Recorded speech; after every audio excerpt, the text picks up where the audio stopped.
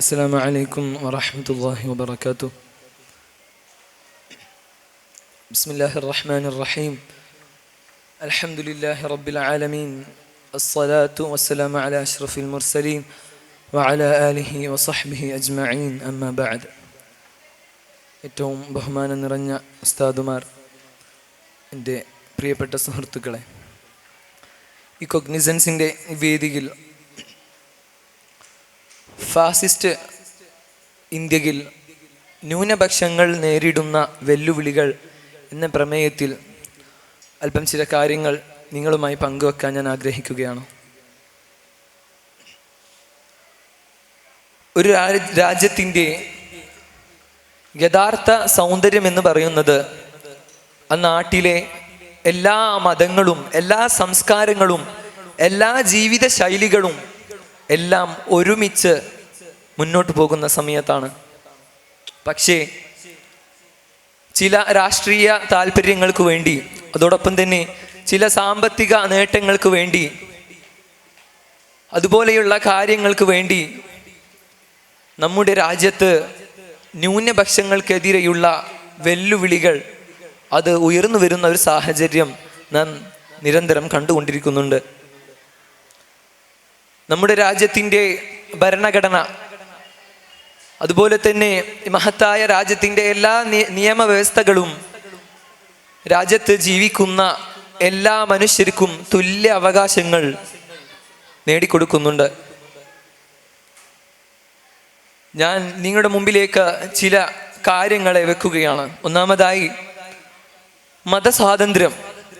രാജ്യത്ത് ജീവിക്കുന്ന എല്ലാ മനുഷ്യർക്കും ഞാൻ ഏത് മതത്തെ ഫോളോ ചെയ്യണം എന്നുള്ള ഒരു സ്വയം തീരുമാനമെടുക്കാനുള്ള അവകാശമുണ്ട്.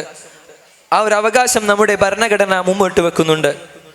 എന്നാൽ നാം നമ്മുടെ രാജ്യത്ത് നടക്കുന്ന സംഭവങ്ങളെ ഒന്ന് വിശകലനം ചെയ്യുന്ന സമയത്ത് ഒരുപാട് സംസ്ഥാനങ്ങളിൽ, ഒരുപാട് നാടുകളിൽ ന്യൂനപക്ഷങ്ങൾക്കെതിരെയുള്ള അക്രമങ്ങൾ, അതുപോലെ തന്നെ ന്യൂനപക്ഷങ്ങളുടെ ആരാധനാലയങ്ങൾക്കെതിരെയുള്ള ആക്രമണങ്ങൾ നാം നിരന്തരം കണ്ടുകൊണ്ടിരിക്കുന്നുണ്ട്. ചില ക്രിസ്തീയ പള്ളികൾ ആക്രമിക്കപ്പെട്ടത് നാം അടുത്ത കാലത്ത് വായിച്ചതാണ്. അതോടൊപ്പം തന്നെ ചില മുസ്ലിം യുവാക്കളെയും ഇസ്ലാം മതം സ്വീകരിച്ച, ഇസ്ലാം മതം ഫോളോ ചെയ്യുന്ന ഒരുപാട് പേരെ അവരുടെ ചില ഭക്ഷണ ശൈലികളുടെ പേരിൽ ക്രൂരമായി ആക്രമിക്കുന്നതും റോഡുകളിലൂടെ വലിച്ചിഴച്ച് പീഡിപ്പിക്കുന്നതും നാം നിരന്തരം കണ്ടുകൊണ്ടിരിക്കുന്ന വാർത്തകളാണ്. ഇതിൻ്റെയൊക്കെ ഫലമായിക്കൊണ്ട് മതേതരത്വ രാജ്യം, ഏറ്റവും വലിയ ഒരു മതേതരത്വ രാജ്യമായിട്ടുള്ള ഇന്ത്യയിൽ എന്നും ന്യൂനപക്ഷങ്ങൾക്ക് ഭയം മാത്രം നിലനിൽക്കുകയാണ്. അവരുടെ സ്വന്തം ശബ്ദമുയർത്താൻ അവർക്ക് ഭയമാണ്. രണ്ടാമതായി, വിദ്യാഭ്യാസവും തൊഴിലുമാണ്. വിദ്യാഭ്യാസം, നമുക്കറിയാം, education is the most powerful weapon that can change the world എന്നാണല്ലോ. വിദ്യാഭ്യാസം നേടുന്നതിലൂടെയാണ് ഒരു മനുഷ്യൻ യഥാർത്ഥ മാന്യനായ ഒരു മനുഷ്യനാകുന്നത്. അതോടൊപ്പം തന്നെ ധാർമ്മികമായ മൂല്യങ്ങളും കൂടി കൈവരിക്കുമ്പോൾ അവൻ ഒരു യഥാർത്ഥ മനുഷ്യനാകുന്നത്. ആ വിദ്യാഭ്യാസം നേരായ രീതിയിൽ കൈവരിച്ചാൽ മാത്രമാണ് അവൻ ഉദ്ദേശിക്കുന്ന, അതല്ലെങ്കിൽ അവന് ഇഷ്ടപ്പെട്ടിട്ടുള്ള ഒരു തൊഴിലിലേക്ക് അവൻ ഇറങ്ങിച്ചെല്ലാൻ സാധിക്കുകയുള്ളൂ.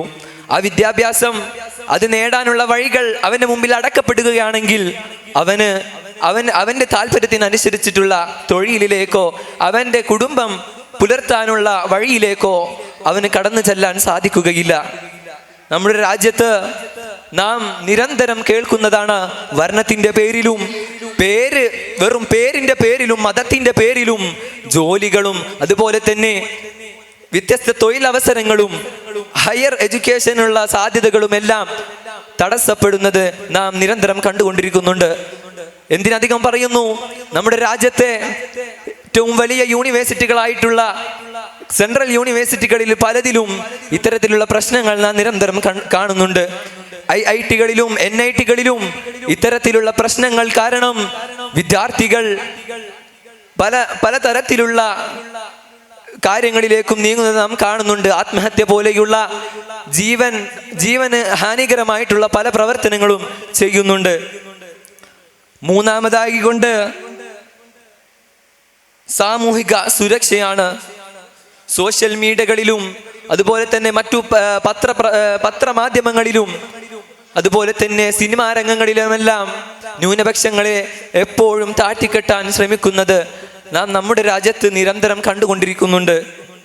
ന്യൂനപക്ഷങ്ങളെ ഇങ്ങനെ കെട്ടിത്താഴ്ത്തുന്ന സമയത്ത് സ്വാഭാവികമായും അവർക്ക് അവരുടെ അവകാശങ്ങൾ നേടിയെടുക്കാൻ വേണ്ടി മുന്നോട്ട് വരാൻ തീർച്ചയായും ഭയമുണ്ടാകും. നാലാമതായി സ്ത്രീകളും കുട്ടികളുമാണ്.